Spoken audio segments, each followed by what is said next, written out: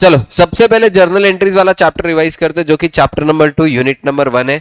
Journal entries में सबसे पहले अपन ने स्टार्ट कहां से की थी? Accounting cycle. अकाउंटिंग साइकिल में मेरे पास सबसे पहले क्या आया था? Source document. सोर्स डॉक्यूमेंट को बेसिस रख के मैंने क्या फॉर्म किया? जर्नल। जर्नल से फिर लेजर, लेजर से ट्रायल बैलेंस और एट द एंड क्या बने? Financial statement. उसके बाद अपने कौन थे? चिच्चा। चिच्चा क्या बोलते थे?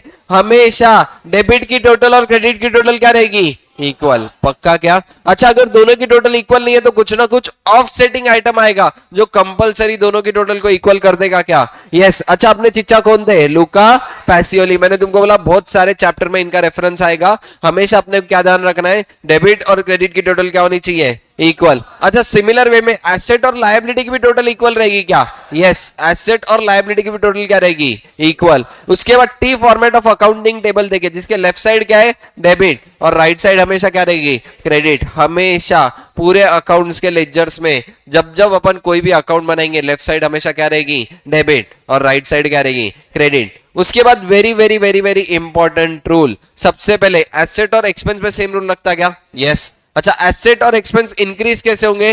डेबिट से। और एसेट और एक्सपेंस डिक्रीज कैसे होंगे? क्रेडिट से। मतलब क्या है? अगर मेरे ट्रांजैक्शन में मेरे पास एसेट आ रहा है, एसेट इंक्रीज हो रहा है तो क्या करूंगा? डेबिट। अच्छा मेरे ट्रांजैक्शन में एसेट जा रहा है तो एसेट को क्या कर दूंगा? क्रेडिट। सेम विद एक्सपेंस क्या? यस। अच्छा उसके बाद और तीन चीजों पे सेम रूल, किस पे?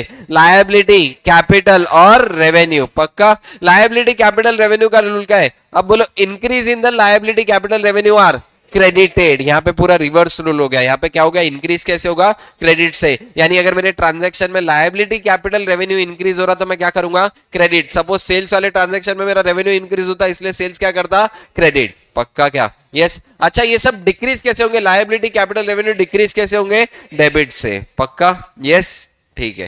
फिर इसका इलस्ट्रेशन 1 देखे थे जो कि वेरी इजी सिंपल क्वेश्चन था, देख सकते बाद में। देखो डायरेक्ट आ जाओ अप्रोचेस टू अकाउंटिंग। मैंने तुमको बोला कितने अप्रोच है? 2। एक तो है अकाउंटिंग इक्वेशन अप्रोच, दूसरा ट्रेडिशनल अप्रोच। ट्रेडिशनल अप्रोच में अपन ने गोल्डन रूल ऑफ अकाउंटिंग पढ़े। यस। फटाफट पहले ट्रेडिशनल अप्रोच पे आ जाओ। क्या है? कितने तरह के क्लासिफिकेशन थे? 5 में। बेसिक तो 3 है, एक फर्स्ट वाले में और एडिशनल 3। जमरा क्या? अच्छा पहले में इंपॉर्टेंट 3 बोलो। Personal, real, nominal. पर्सनल में फिर कितने थे? 3। सबसे पहले कौन सा है? नेचुरल पर्सनल, आर्टिफिशियल पर्सनल और रिप्रेजेंटेटिव पर्सनल। नेचुरल पर्सनल मतलब क्या? किसी नेचुरल ह्यूमन बीइंग को रिप्रेजेंट कर रहा तो मेरे लिए क्या हो गया? Natural personal. आर्टिफिशियल पर्सनल मतलब क्या? कोई नेचुरल ह्यूमन बीइंग नहीं है, अपन ने आर्टिफिशियली क्रिएट किया। जैसे कि क्या हो गई? कंपनी। कंपनी एक ह्यूमन बीइंग ही क्रिएट करता क्या? यस। लेकिन आर्टिफिशियल है। कंपनी रियलिटी में कंपनी रहती क्या? नहीं। यानी कंपनी मेरे लिए क्या हो गया? आर्टिफिशियल पर्सनल जिसका सेपरेट लीगल स्टेटस है। उसके बाद क्या है? Representative personal. मैं जब भी अकाउंट्स में बहुत सारे नाम लिखता हूं जैसे कि डेटर, क्रेडिटर, एडवांसेस, मैं वहां पे किसी ह्यूमन बीइंग का नाम लिख रहा क्या? नहीं। लेकिन मेरे को बोलो डेटर, क्रेडिटर किसी पर्सन को ही रिप्रेजेंट कर रहे क्या? यस। इधर इट कैन बी नेचुरल और आर्टिफिशियल। या तो कंपनी को रिप्रेजेंट करेंगे या तो इंडिविजुअल को। यानी जो मेरे रिप्रेजेंटेटिव पर्सनल मतलब क्या? जहां पे मैंने नाम नहीं लिखा बट किसको रिप्रेजेंट कर रहे? पर्सनल अकाउंट को ही रिप्रेजेंट कर रहे हो, मेरे लिए क्या हो गया? Representative personal account. यहाँ पे एग्जांपल लिखा हुआ है देखो, जैसे कि क्या है? Accrued income, prepaid expenses, outstanding expenses. ठीक है। उसके बाद बैलेंस शीट का कोई भी आइटम, बैलेंस शीट का कोई भी आइटम पर्सनल में नहीं गया तो कहां पे जाएगा? रियल में। पक्का? गड़बड़ नहीं। बैलेंस शीट का कोई भी आइटम पर्सनल में नहीं गया तो कहां जाएगा? रियल में। और एट द एंड नॉमिनल क्या बचा?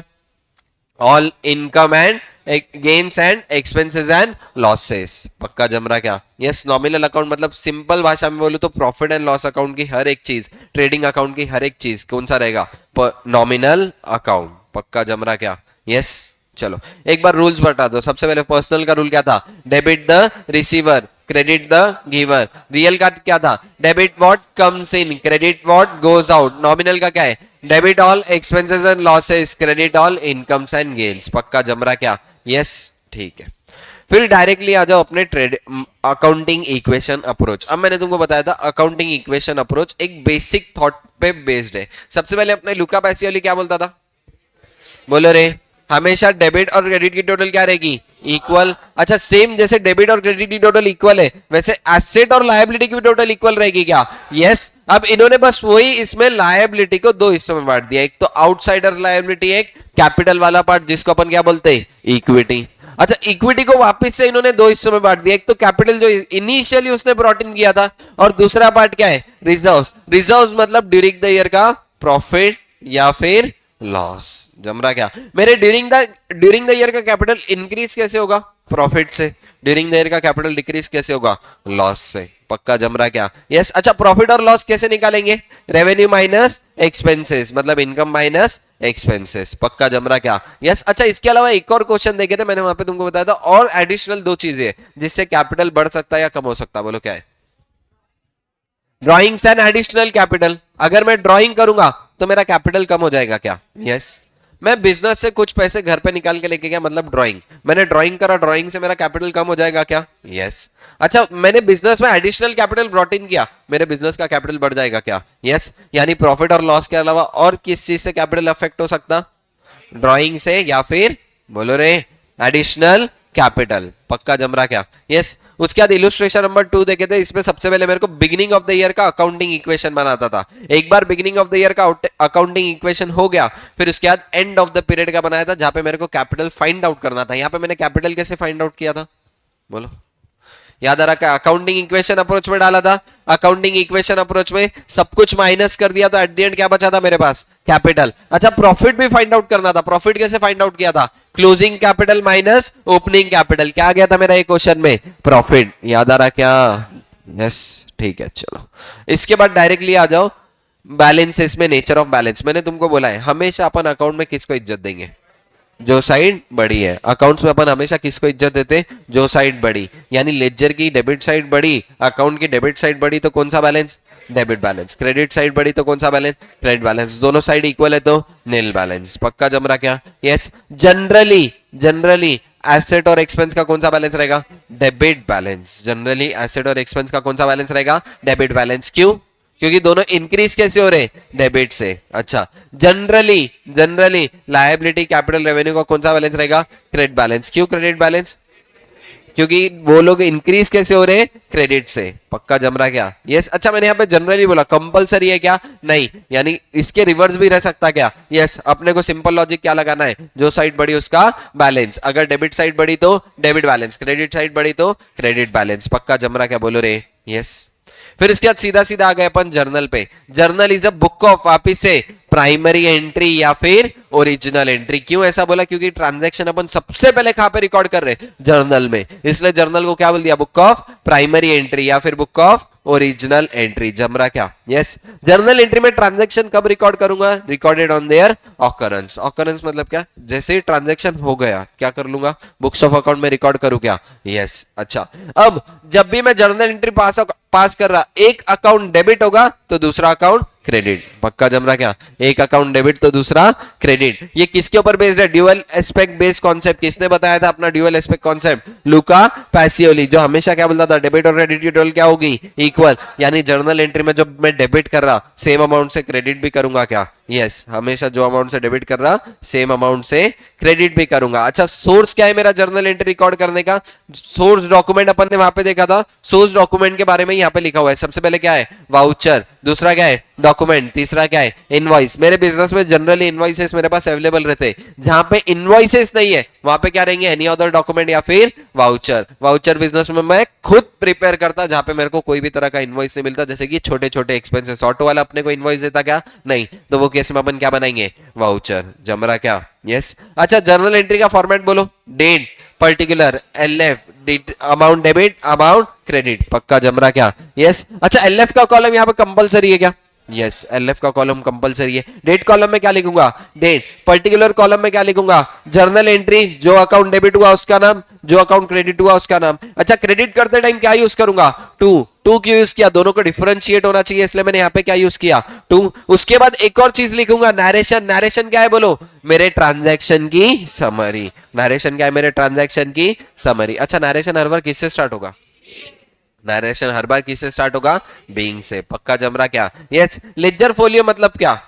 मेरी ये जर्नल एंट्री लेजर के कौन से पेज पे पोस्ट हुई उसका रेफरेंस, मतलब क्या हो गया? Ledger folio. एग्जाम में तुमको लेजर फोलियो का अमाउंट मतलब नंबर दिया हुआ नहीं भी रहा तो भी तुमको कॉलम बना के आना है क्या? यस। क्योंकि यहाँ पे एलएफ का कॉलम इज कंपलसरी। उसके बाद दो अमाउंट के कॉलम, एक तो डेबिट का, दूसरा क्रेडिट का। डेबिट की अमाउंट डेबिट में, क्रेडिट की अमाउंट क्रेडिट में। अच्छा दोनों इक्वल रहेंगे क्या?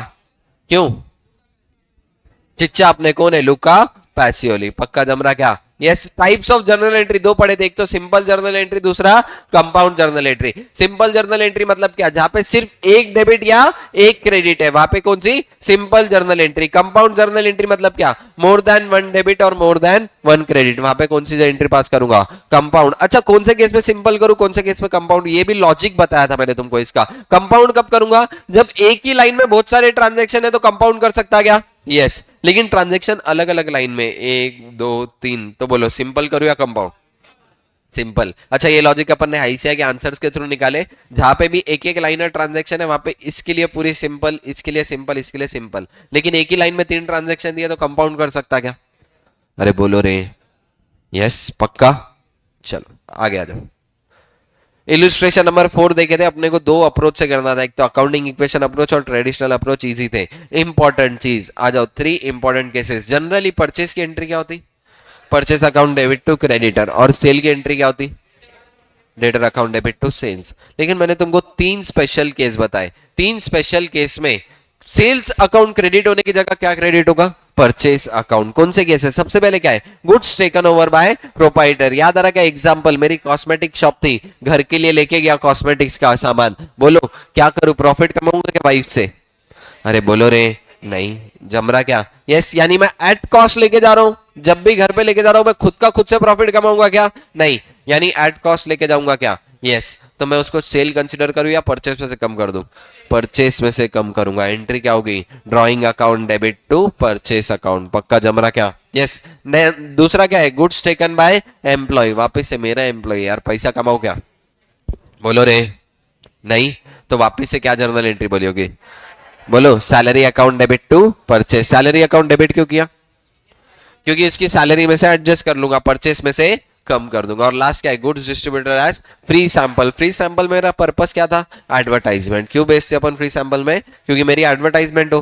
ठीक है, यानी मेरे लिए किसका खर्चा है? एडवर्टाइजमेंट का। एंट्री क्या किया? Advertisement account debit to purchase. अच्छा याद करो, मैंने बताया था परचेस ट्रेडिंग अकाउंट का पार्ट है और एडवर्टाइजमेंट P&L का पार्ट है। डिटेल में फाइनल अकाउंट में बताऊंगा, अभी के लिए ध्यान दो। दोनों भी एक्सपेंसेस है लेकिन दोनों का नेचर अलग अलग है। एडवर्टाइजमेंट का नेचर इनडायरेक्ट एक्सपेंस का है और परचेस का नेचर डायरेक्ट एक्सपेंस का है। पक्का जम रहा क्या? बोलो रे। ठीक है। बोलो ट्रेड डिस्काउंट कभी भी रिकॉर्ड करता क्या? नहीं। Trade discount are never recorded. Trade discount में कभी भी रिकॉर्ड करूंगा क्या? नहीं। लेकिन कैश डिस्काउंट रिकॉर्ड करूंगा क्या? Yes. Cash discount compulsory record करूंगा कोई भी केस में। तो cash discount will always be recorded, but trade discount record होगा क्या? नहीं। Income tax liability of proprietor. अब इनकम टैक्स दो तरह की लायबिलिटी पड़े थे, एक तो जीएसटी लायबिलिटी, दूसरा income tax liability. Income tax liability business की है क्या? नहीं। वो किसकी है? प्रोप्राइटर ओनर की है। लेकिन जीएसटी लायबिलिटी बिजनेस की है क्या? यस। जीएसटी लायबिलिटी रही मतलब बिजनेस के लिए एक्सपेंस रह सकता, या कोई और ऐसा नेचर जिसका बिजनेस से रिलेटेड है वो बिजनेस का रह सकता क्या? यस। लेकिन इनकम किसकी है? बोलो प्रोप्राइटर। इनकम किसकी है? प्रोप्राइटर। यानी उसकी पर्सनल लायबिलिटी रहेगी क्या? यस। अगर इनकम टैक्स लायबिलिटी बिजनेस से पे कर दिया तो अपने क्या कंसिडर करना है? ड्रॉइंग। एंट्री क्या करेंगे? बोलो बोलो रे। Drawing account debit to bank account या फिर कैश अकाउंट। जम रहा क्या? Yes. Income tax liability proprietor की पर्सनल लायबिलिटी है, इसलिए मेरे को उसको क्या कंसीडर करना पड़ेगा? बोलो रे। ड्रॉइंग्स। पक्का जम रहा क्या? यस। उसके बाद एसेट चालू होने तक के सारे खर्चे किसको डालूंगा? एसेट को। डिटेल में मैंने वो बोला था, डेप्रिसिएशन चैप्टर में इसका लॉजिक पढ़ेंगे। अभी के लिए सिर्फ इतना ध्यान रखो, एसेट चालू होने तक के सारे खर्चे किसको जाएंगे? एसेट को। पक्का जम रहा क्या? यस। ठीक है। इंपॉर्टेंट क्वेश्चन करे थे इलस्ट्रेशन 5, याद आ रहा होगा। इसमें से इंपॉर्टेंट एडजस्टमेंट एक बार फटाफट बता देता। देखो, he withdraw the goods for personal use. Entry क्या होगी? Drawing account debit to purchase account. He withdraw the cash for business. क्या एंट्री होगी? Drawing to cash. दोनों अलग अलग है क्या? यस। यहाँ पे लिखा हुआ था he paid to Amrit in full settlement 9450। Amrit को देने बाकी थे 9500, दिया कितना था? 9450, यानी 50 का डिस्काउंट रिकॉर्ड करना पड़ता था क्या? यस। एंट्री क्या करता था? अमृत अकाउंट डेबिट 9500 टू कैश कितना करूंगा? 9450 और टू डिस्काउंट 50। अच्छा यहाँ पे देखो, 3 ट्रांजैक्शन एक लाइन में दिए, स्टेशनरी, रेंट, सैलरीज। कंपाउंड या सिंपल? कंपाउंड। क्या करूंगा? कंपाउंड, पक्का जम रहा क्या? यस अच्छा यहाँ पे एक और लॉजिक था, यहाँ पे Ajit started business with the capital of ₹4 lakh बोला था, लेकिन सेकेंड एंट्री में क्या बोला हुआ है? He withdraw the cash for business from the bank. अब बोलो बैंक से वो कब पैसे विड्रॉ कर सकता? जब वो फर्स्ट एंट्री में पैसे कहां से लेके आएगा? बैंक से। यानी मेरे को क्या लॉजिक लगाना था ये क्वेश्चन में कि मेरा कैपिटल कहां पे आ रहा? बैंक में। मेरे बैंक में पैसे आए तभी तो मैं विड्रॉ करूंगा, बैंक में पैसे नहीं तो विड्रॉ कहां से करूंगा? तो सेकेंड एंट्री में बोला he withdraw the cash for business from the bank, यानी इसका मतलब क्या था? फर्स्ट एंट्री के 4 लाख रुपए वो कहां से आए? बैंक से आए, कैश से? बैंक से आए। जम रहा क्या? यस मैंने तुमको बोला था लॉजिक याद रखना है, इसके रिलेटेड ओफू नोट भी लिखा था, याद आ रहा क्या? बोलो रे। यस और एक यहाँ पे बोला था he purchase the goods making payment through bank. Entry क्या करूंगा? Purchase account debit to bank account. जम रहा क्या? क्या एंट्री होगी? अरे बोलो रे। Purchase account debit to bank account, ठीक है। चलो उसके बाद जीएसटी वाला सिनारियो वेरी वेरी इंपॉर्टेंट, आ जाओ चलो। जीएसटी मतलब क्या? GST goods and service taxes. अब जीएसटी के पहले बहुत सारे अलग अलग तरह के टैक्सेस थे क्या? यस जीएसटी ने सबको मर्ज करके एक सिंगल टैक्सेशन सिस्टम आ गया जिसको क्या नाम दिया? जीएसटी। प्री सिनारियो जीएसटी में क्या क्या था? देखो excise duty, sales tax, central tax, service tax, ऐसे बहुत सारे तरह के टैक्स थे क्या? यस अब बहुत सारे तरह के टैक्सेस से दिक्कत क्या थी? खुद से क्वेश्चन पूछना, जीएसटी में क्रेडिट वाला सिस्टम क्यों आया? बोलो क्यों आया? मेरे को बोलो क्यों आया क्रेडिट वाला सिस्टम? याद आ रहा क्या? डबल टैक्सेशन हो रहा था क्या अर्लियर सिस्टम में? यस अर्लियर सिस्टम में टैक्स पे टैक्स लग रहा था क्या? यस आ जाओ सोनू मोनू चिंटू मिंटू वाले एग्जांपल में। यहाँ पे क्या हो रहा था? देखो सोनू ने 9,000 एक्साइज भरा, सोनू ने 9,000 एक्साइज भरा, वापिस से मोनू भी उसके ऊपर वैट भर रहा था क्या? यस यानी मोनू ने वैट कितने पे भरा?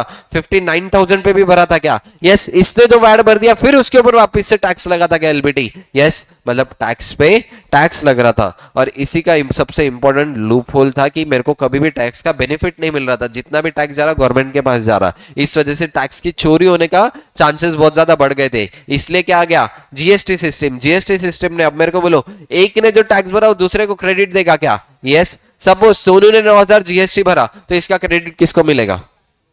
बोलो रे मोनू को। यस क्योंकि इनडायरेक्टली टैक्स किसने पे किया था? मोनू ने, बरोबर है क्या? तो मोनू को क्रेडिट, मोनू टैक्स किसको देगा? नहीं मोनू टैक्स किसको देगा? सोनू को। सोनू किसको जाके देगा? ताई को। जम रहा क्या? यस अच्छा मोनू को टैक्स का क्रेडिट कौन देगा? ताई। याद आ रहा क्या अपना एग्जांपल? यस मोनू का टैक्स का क्रेडिट कौन देगा? ताई। ठीक है मोनू वापिस से टैक्स किससे लेगा? चिंटू से। मोनू वापिस से टैक्स किससे लेगा?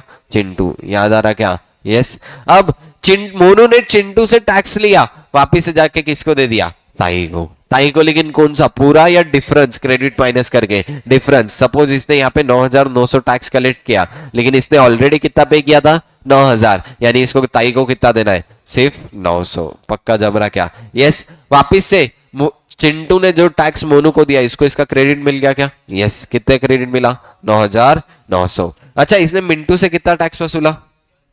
10,890। वापिस से ताई को रेसिडुअल अमाउंट देना है क्या? यस क्रेडिट एडजस्ट करने के बाद मतलब कितना देना है? बोलो रे 990। पक्का जम रहा क्या? बोलो रे। यस ठीक है। अब पहले के सिनारियो में क्या हो रहा था? टैक्स पे टैक्स लग रहा था क्या? यस डबल टैक्सेशन हो रहा था क्या? यस लेकिन आफ्टर जीएसटी जो सिनारियो आया इसमें टैक्स पे टैक्स लग रहा क्या? बोलो रे नहीं लग रहा। पक्का इसमें टैक्स पे टैक्स लग रहा क्या? नहीं। वापिस से घर जाके एक बार ध्यान दो, सोनू मोनू चिंटू वाला एग्जांपल ध्यान से पढ़ना अगर अभी भी ध्यान में नहीं आ रहा। वापिस से यानी जो मेरा जीएसटी वाला सिस्टम है इसमें मेरे को क्रेडिट मिल रहा क्या? यस अच्छा क्रेडिट का सिस्टम कैसा है? मैंने टैक्स किसको दिया? सप्लायर। सप्लायर ने किसको जाके भरा? ताई। मेरे को क्रेडिट कौन देगा? ताई। पक्का जम रहा क्या? अच्छा वो क्रेडिट में ताई से कैश में ले सकता क्या? ताई से कैश में ले सकता क्या क्रेडिट? नहीं। ताई से मैं सेट ऑफ करूंगा किसके अगेंस्ट में? Output tax. तो दो चीजें आ गई, एक तो इनपुट टैक्स, दूसरा आउटपुट टैक्स। इनपुट टैक्स मतलब क्या? जो मेरे को क्रेडिट मिला वो मेरे लिए क्या हो गया? Input tax. बरोबर है क्या? जो सेल पे लगा वो क्या हो गया? Output tax. मेरे को गवर्नमेंट को कितना देना है? Output tax minus input tax. Net amount देना है क्या? यस चलो जीएसटी में मैंने तुमको बोला था जीएसटी के मेन कितने बेटे? दो। कौन कौन? इंट्रा स्टेट और इंटर स्टेट। अब इंट्रा स्टेट के कितने थे? तीन। कौन कौन है? CGST, SGST, UTGST. जम रहा क्या? यस। अच्छा, सबसे बड़ा कौन है? सीजीएसटी। अच्छा, लेकिन एट अ टाइम कितने भाई जा सकते हैं? दो, यानी एट अ टाइम या तो सीजीएसटी और एसजीएसटी लगेगा, या तो एट अ टाइम सीजीएसटी और यूटीजीएसटी लगेगा। सीजीएसटी लगना पक्का है क्या? यस। अच्छा, उसके बाद एसजीएसटी कब लगेगा सीजीएसटी के साथ? जब supply with in same state है। क्या है? Supply with in same state. UTGST कब लगेगा? बोलो रे। Supply with in same union territory है तो क्या लगेगा? यूटीजीएसटी। अच्छा, उसके बाद दूसरा बेटा कौन था? Interstate supply. इंटरस्टेट सप्लाई में क्या लगेगा? IGST. What does mean by interstate supply? दो डिफरेंट स्टेट, दो डिफरेंट यूनियन टेरिटरी, या तो फिर एक स्टेट से दूसरे यूनियन टेरिटरी, एक यूनियन टेरिटरी से दूसरे स्टेट में, ये चारों भी केस में क्या लगेगा मेरा? आईजीएसटी। पक्का जम रहा क्या? यस। दो टैक्स पड़े, आउटपुट टैक्स किस पे लगेगा? बोलो रे। सेल्स पे। आउटपुट टैक्स किस पे लगेगा? सेल्स पे। इनपुट टैक्स किस पे लगेगा? परचेज पे। इनपुट टैक्स मेरा परचेज पे लगने वाला है, आउटपुट टैक्स सेल्स पे। अच्छा, यहाँ पे यूटिलाइजेशन बोला था, सबसे पहले मेरे को किसका क्रेडिट खत्म करना है? आईजीएसटी। सबसे पहले मैं आईजीएसटी का क्रेडिट पूरा का पूरा जीरो कर दूंगा। उसके बाद बचा कुचा किससे सेट ऑफ कर सकता? सीजीएसटी और एसजीएसटी या फिर यूटीजीएसटी। अच्छा, किसकी दुश्मनी है? क्रॉस सेट ऑफ किसका नहीं हो सकता? सीजीएसटी एसजीएसटी का क्रॉस सेट ऑफ हो सकता क्या? नहीं। सीजीएसटी और यूटीजीएसटी का क्रॉस सेट ऑफ हो सकता क्या? नहीं। सीजीएसटी आईजीएसटी के साथ सेट ऑफ हो सकता? यस। एसजीएसटी आईजीएसटी के साथ सेट ऑफ हो सकता? यस। लड़ाई सिर्फ किसकी है? सीजीएसटी और एसजीएसटी। जमरा क्या पक्का? यस। ठीक है। फिर उसके बाद नेचर ऑफ ट्रांजैक्शन वापिस से वही बोला हुआ है, इनपुट आउटपुट के बारे में डिटेल दिया हुआ है। ठीक है। Reversal of GST important case था यहाँ पे, इंपॉर्टेंट केस मॉड्यूल में दिए हुए थे, फटाफट कवर कर लेंगे। सबसे पहले कौन से केस में मेरे को इनपुट जीएसटी रिवर्स करना पड़ेगा? एक तो मैंने अगर परचेस रिटर्न कर दिया तो मेरे को क्रेडिट मिलना चाहिए क्या? नहीं। दूसरा, ड्राइंग कर लिया, घर को लेके गया, मिलना चाहिए क्या? नहीं, क्योंकि मैं सेल ही नहीं कर रहा। फ्री सैंपल बांट दिया, वापिस से सेल कर रहा क्या? नहीं। गिफ्ट में बांट दे रहा, फिर से सेल कर रहा क्या? नहीं। फायर में लॉस्ट हो गए, मिलेगा क्या? नहीं, क्योंकि वापिस से सेल नहीं कर रहा। इनपुट टैक्स क्रेडिट अलाउ ही नहीं करती गवर्नमेंट, मिलेगा क्या? नहीं। यानी जो भी केस में मैं सेल नहीं कर रहा या गवर्नमेंट मना कर रही, वहां पे मेरे को क्रेडिट मिलेगा क्या? नहीं। लेकिन सेल के केस में इतना दिक्कत है क्या? नहीं। सेल के केस में एक ही सिनेरियो है, कौन सा? Sales return. ऐसा क्यों? सेल्स के केस में एक ही सिनेरियो और इनपुट में बहुत सारे। सेल्स के केस में गवर्नमेंट को टैक्स मिल रहा तो गवर्नमेंट टैक्स वापस ज्यादा केसेस में देंगी क्या? नहीं। लेकिन इनपुट के केस में गवर्नमेंट को टैक्स देना है क्या? यस। गवर्नमेंट को मतलब क्रेडिट देना है ना, तो गवर्नमेंट देते टाइम बहुत ज्यादा सोचेंगी, लेते टाइम इतना सोचेंगी क्या? नहीं। इसलिए सेल्स के केस में ज्यादा सिनारियो बनाया है क्या? नहीं। सेल्स के केस में वेरी सिंपल, सेल्स रिटर्न हो गई, टैक्स रिवर्स। लेकिन इनपुट के केस में बहुत सारे सिनारियो बनाए, अगर इसमें से कोई भी सिनारियो हिट हुआ, इसमें से कोई भी सिनारियो हिट हुआ तो मेरे को रिवर्स करना पड़ेगा क्रेडिट। बोलो रे। यस। पक्का जम रहा क्या? यस। ठीक है। चलो, एंट्रीज याद आ रहा क्या? चलो, सेल के टाइम पे एंट्री क्या होगी? बोलो, debtor account debit to sales and to output GST. Purchase के टाइम पे एंट्री क्या होगी? Purchase account debit, input GST account debit to creditor account. अच्छा, दोनों को सेट ऑफ कर सकता क्या? यस। आउटपुट जीएसटी डेबिट करूंगा, इनपुट जीएसटी क्रेडिट करूंगा। और बैलेंसिंग फिगर कहां पे लूंगा? बोलो रे। बैंक। बैलेंसिंग फिगर कहां पे लूंगा? बैंक में। इसके ऊपर 3 क्वेश्चन थे मॉड्यूल में दिए हुए, कौन सा? 8, 9, 10। अपन ने तीनों भी कर लिए थे क्या? यस। उसके बाद इलस्ट्रेशन 7, इलस्ट्रेशन 7 भी सेम था, इसके पहले एग्जिस्टिंग अपन ने किया हुआ है। यहाँ पे देखो, ट्रांजैक्शन एक लाइनर में थे क्या? नहीं, अलग अलग लाइनर में थे, तो यहाँ पे सिंपल जर्नल एंट्री कर सकता क्या? बोलो रे। यस। जमरा क्या? बोलो रे। यस। ठीक है। चलो, इसके बाद क्वेश्चन नंबर 1 क्या हुआ, एक बार फटाफट यहाँ पे देखो। Income tax liability of proprietor, कहाँ पे क्या एंट्री करूंगा? बोलो फटाफट। Drawing account debit to cash, लेकिन यहाँ पे बोला हुआ है पिटी कैश से पे किया, तो एंट्री क्या करूंगा? Drawing account debit to petty cash. तुमको बताया था कौन से चैप्टर में डिटेल में बताऊंगा? कैश बुक वाले। Wages paid for the erection of machinery, machinery account debit. क्यों? मशीनरी चालू होने तक के सारे खर्चे किसमें जाएंगे? मशीनरी को। यानी क्या हो जाएगा? Machinery account debit. क्या हो जाएगा? Machinery account debit to cash. पक्का जम रहा क्या? यस। अच्छा, एम्प्लॉय इन्वेंट्री घर पे लेके गया, 1 लाख पे रिकॉर्ड करो या cost price 75? Cost price 75, entry क्या हो जाएगी? Salary account debit to purchase account. क्या एंट्री होगी? Salary account debit to purchase. पक्का जम रहा क्या? यस। चलो, यहाँ पे अपना जर्नल वाला रिवीजन खत्म हुआ। कितने 24 मिनट्स पे हुआ। अगर 24 मिनट्स में से शायद 10 मिनट तो जीएसटी में ही लगे। यस और नो बोलो रे। यस चलो यहाँ पे जर्नल का रिवीजन अपन एंड करते हैं।